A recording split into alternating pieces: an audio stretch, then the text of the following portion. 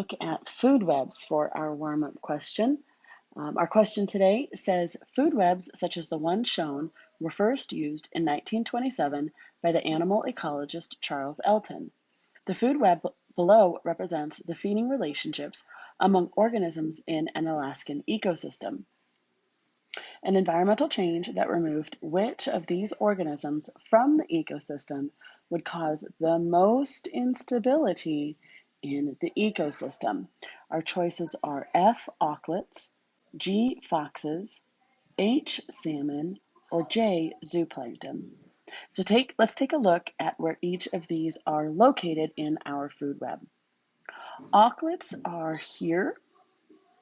They are going to be considered secondary consumers because they eat a primary consumer, the zooplankton.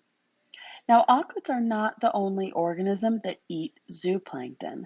Sand lances, cephalopods, and salmon also make a diet of zooplankton. And of course, decomposers will break down zooplankton that die.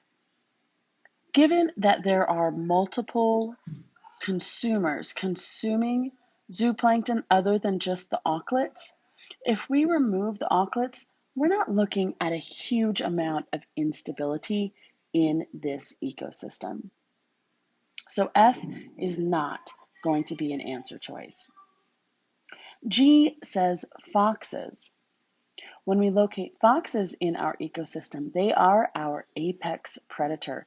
They are keeping populations of puffins, kittiwakes, and rats in check. Now, we learned in our population dynamics that if these are removed, the foxes or predators, other organisms' populations will increase to a certain point and then decrease until things stable out. So while the disappearance of foxes may cause a pretty reasonable amount of instability, we don't know yet if it's the most instability that would be caused. So let's kind of keep foxes on the table for now until we find a better option. H is salmon. We have to look carefully for salmon because they are nestled here in the middle of our food web. Salmon are an organism that eat zooplankton. They are also a food source for puffins. Salmon are not the only food source for puffins. However, puffins will also eat cephalopods. Remember, too, that salmon are not the only organism that eat zooplankton. Cephalopods, sand lances, and auklets also do. So the removal of salmon from this ecosystem may cause some instability, but not as much so far as a fox might. So we can eliminate H as an answer choice. And finally, J, zooplankton.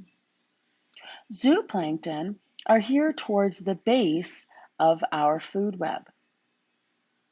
Zooplankton are an important food source for salmon, cephalopods, sand lances, and auklets.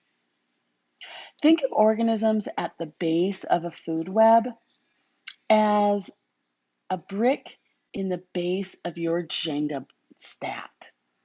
If you try to take out one of those base bricks from the bottom of your Jenga stack, your entire Jenga tower is likely to collapse, right? Because you're removing one of those foundational bricks. So while foxes may cause an increase, temporary increase, in some of these organisms' populations, it's a lot like taking the top brick from a Jenga tower. It's not going to cause a whole lot of instability. Removing one of your base bricks, one of your foundational blocks in an ecosystem is most likely to cause the greatest amount of instability. So the best answer choice for our warm-up today is J, zooplankton.